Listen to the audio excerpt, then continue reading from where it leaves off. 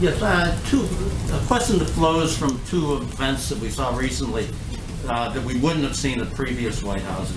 The first was the campaign meeting in the Cabinet Room last month, and then the political speech in the Rose Garden this week. Can you talk about your understanding of what the White House policy is for this White House as far as politics? Is there any place in the White House where you think politics is inappropriate? I mean, where do you draw the line? We act in accordance with the Hatch Act. It's well established that the president and vice president are not subject to the Hatch Act. It says this much in the Hatch Act.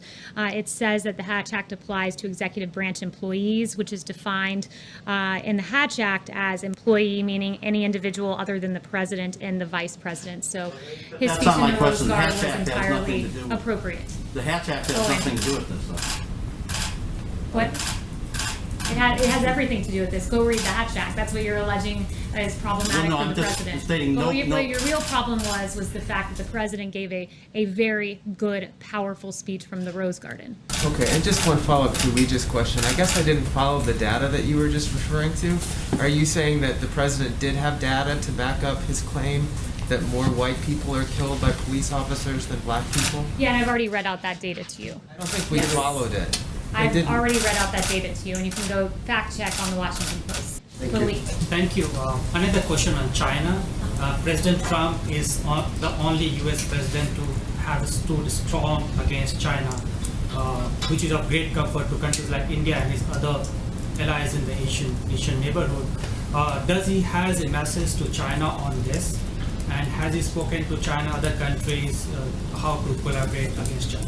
Thank you, Lalit. I did see your question earlier, and I brought it to the president, and he said, I love the people of India, and I love the people of China, and I want to do everything possible to keep the peace for the people. Thank you. And one thing that I'd also like to point out for everyone is just with regard to testing, we've done more than 42 million tests, as I noted. The second highest number is 12 million from India. We're leading the world in testing, and it's a very stark contrast, and the president mentioned this yesterday, so I just wanted to put some additional information out there. It was actually CBS reporting that in 2009, under Obama-Biden, quote, and this is CBS reporting, CDC abruptly advised states to stop testing for H1N1 flu and stop counting individual cases. So while this president surged testing under the Obama administration, they stopped testing entirely.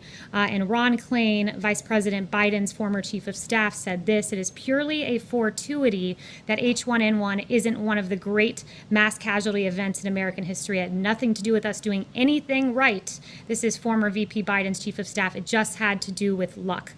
Contrary to that, this president led the world in testing, led the world in ventilators, redistributing ventilators, 4 therapeutics, 13 vaccine candidates, 1 going into phase 3 clinical trial. This response has been extraordinary and historic.